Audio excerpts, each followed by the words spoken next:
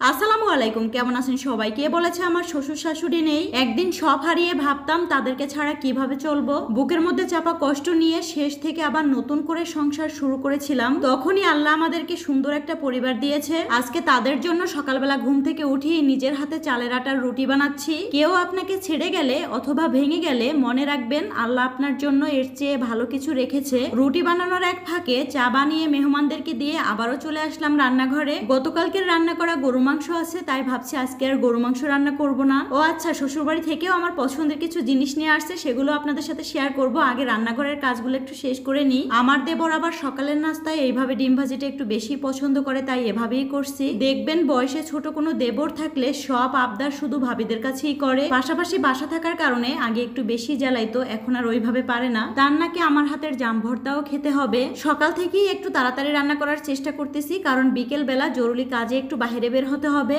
আজকে আমি অনেকগুলো মাছের মাথা নিয়েছি দুপুরবেলা রান্না করার জন্য, এগুলো একটু ম্যারিনেট করে রেখে দিব। আর সকালের নাস্তা করার জন্য ডিম ভাজিও হয়ে গেছে। অন্যদিকে আপনাদের সাথে একটু শেয়ার করি শ্বশুর শাশুড়ি আসার সময় কি নিয়ে আসছে। ঈদের ছুটির কারণে সব দোকান বন্ধ, বাসায় কিছু ফল ছিল ওইগুলোই নিয়ে আসছে। আমি একবার নিষেধ করেছিলাম কিচ্ছু আনতে হবে না আমাদের বাসায়, কিন্তু কে শোনে কার কথা। নিজেদের গাছের কিছু সবজি ছিল এগুলোও নিয়ে আসছে, আর এখানে অনেকগুলো কাঁঠালের বিচি নিয়ে আসছে। এবছরে এখন পর্যন্ত আমাদের কাঁঠাল খাওয়া হয়নি, কারণ এই গরমের মধ্যে কাঁঠাল দেখলেও ভয় লাগে। শুনেছি গরু মাংস খেলেও নাকি অনেক বেশি গরম লাগে, কিন্তু কি করব, ঈদ বলে কথা। এই তো এসব এখন গুছিয়ে রেখে দিব, এরপর হচ্ছে দুপুরবেলা রান্না করে নিব।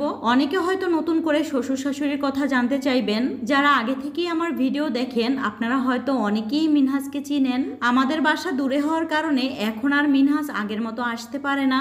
আন্টি তো ঈদের পরে এই প্রথম আমাদের বাসায় আসছে।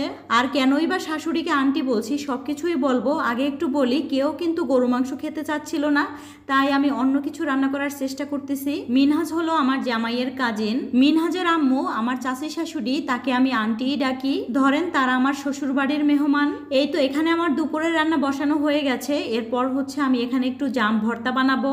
এই বৃষ্টির সময় আম, জাম, কাঁঠাল, লিচু সব কিছু পাওয়া যায়। আর এত এত ফলের মধ্যে আমার কিন্তু জাম সবচেয়ে বেশি পছন্দ, কিন্তু এটাই এখানে পাওয়া যায় না। এই জামগুলো আমার ভাবি নিয়ে আসছিল, কিছু ফ্রিজে আমি রেখে দিয়েছিলাম। শুনেছি জাম নাকি 12 মাস ফ্রিজে রাখা যায়। আসলে এটা কিভাবে কি রাখে আপনারা কেউ জানলে অবশ্যই জানাবেন। আর এখানে কিন্তু আমি আরো কিছু ডিম ভেজে নিয়েছি, কারণ বাচ্চারা ডিম অনেক বেশি পছন্দ করে। এবার ঈদে যারা আমার মতো গ্রামে যেতে পারেন নাই, তাদের ঈদ কেমন কেটেছে অবশ্যই বলবেন। আমি তো বাসায় ছিলাম, এখন পর্যন্ত কোথাও বেড়াতে যেতে পারিনি। দুপুরবেলা খাওয়া দাওয়া করে বিকেলবেলা ঘুমাইছিলাম। সন্ধ্যার পর আমরা সবাই একটু বাইরে বের হয়েছিলাম। কোথাও কোনো দোকান খোলা নাই, অনেক খোঁজাখুঁজি করে একটা দোকান খোলা পেয়েছি। আর এখানে এই সব খাবার ছাড়া আর কোনো কিছুই নাই, তো এখান থেকে পিৎজা নিয়ে নিলাম। যাই হোক, তো সবাই ভালো থাকবেন। আজকের ভিডিওটি এ পর্যন্ত।